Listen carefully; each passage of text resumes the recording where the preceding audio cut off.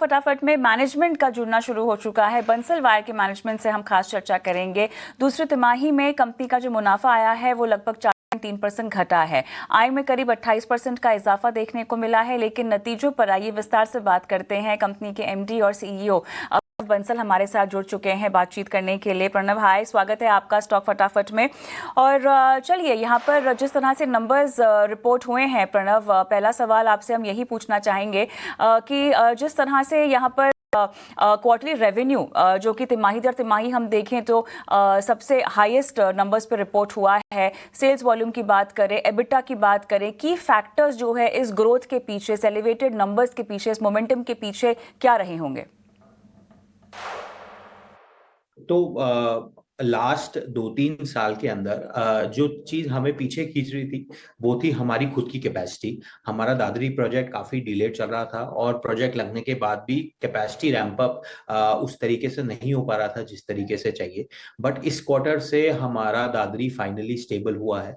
वहां से हम प्रोडक्शन डे बाय डे बढ़ा पा रहे हैं। इनफैक्ट लास्ट क्वार्टर में हमने अपनी प्रोडक्शन दादरी से 50% इंक्रीज करी है as compare to Q1 of this year. तो हमें लगता है कि आगे भी ये मोमेंटम कंटिन्यू करेगा ऑफ कैपेसिटीज और या product to sell. Now market की तरफ से आई थिंक डिमांड पूरी मार्केट में है। Q1 Q2 जो फर्स्ट हाफ है हमारे साल का वो जनरली थोड़ा वीक रहता है, लेकिन उसके बाद भी हमें काफी डिमांड दिख रही है ऑटोमोटिव में, इंफ्रास्ट्रक्चर में, पावर एंड केबल इंडस्ट्री में, जो कि हमारे मेजर एंड यूजर्स हैं। तो इसी तरीके से अगर हमारी डिमांड चलती रही तो हम एस्टिमेट कर रहे हैं कि इसी तरीके का ग्रोथ रेट हम करते रहेंगे आगे। साथ ही आप पूछना चाहेंगे आपके एक्सपेंशन प्लान्स क्या है, खासतौर से एक्सपोर्ट फुटप्रिंट को बढ़ाने के लिए स्पेशलिटी या stainless wire, steel wire segments में अब आगे किस तरह से बढ़ा जा रहा है ज्योग्राफिकली? तो एक्सपोर्ट एक परसेंटेज ऑफ आर रेवेन्यू के हिसाब से 9-10% के आसपास चलता है और एज अ कंपनी हमें 20 से 25% हर साल ग्रो करना है। तो एक्सपोर्ट को भी हम 9 से 10% का ही टारगेट कर रहे हैं आने वाले सालों में, जिसका मतलब है कि एक्सपोर्ट भी हम 20 से 25% ग्रो करेंगे हर साल।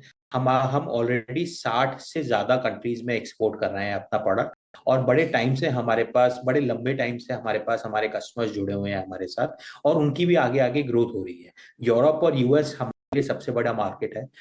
टैरिफ बढ़ने के बाद भी हमारा जो प्रोडक्ट्स है उसकी डिमांड काफी अच्छी है एक्सपोर्ट के अंदर यूएस में, और हमारा एक्सपोर्ट अभी भी बढ़ ही रहा है।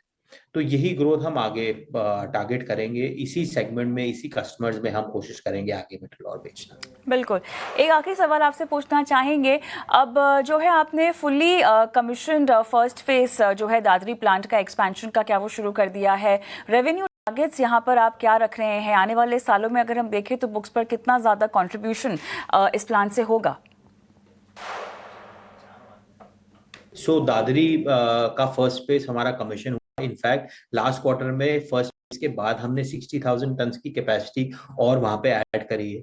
दादरी प्लांट फाइनली बड़े टाइम के बाद स्टेबलाइज हुआ है और अब हर साल और हर क्वार्टर हमें दिख रहा है कि वहां से हम वॉल्यूम बढ़ा पाएंगे। जैसे फॉर एग्जांपल लास्ट क्वार्टर में ही हमने 50% इंक्रीज करी है अपनी वॉल्यूम दादरी अलोन से, और यही इंक्रीजिंग ट्रेंड हमें आगे आगे भी दिखेगा।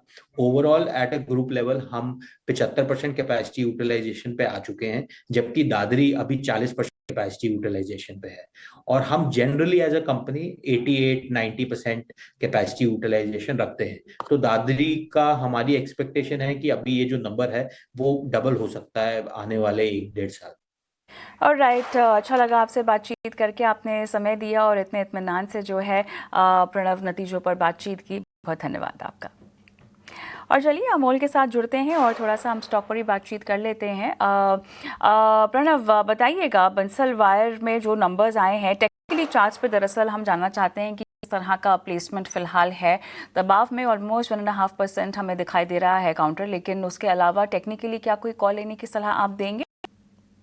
वेट एंड वॉच का अप्रोच रहेगा। एक स्टॉक में कंसिस्टेंट सेलिंग प्रेशर देखने को मिला है, लोअर टॉप फॉर्मेशन कंसिस्टेंटली बनते हुए हमने देखे। 428 के आसपास का टॉप था, वहां से करेक्शन जो चालू है वो अभी तक कहीं भी साइंस नहीं दिख रहे कि जो करेक्शन खत्म होने के चांसेस, अभी तो चांस नहीं दिख रहे।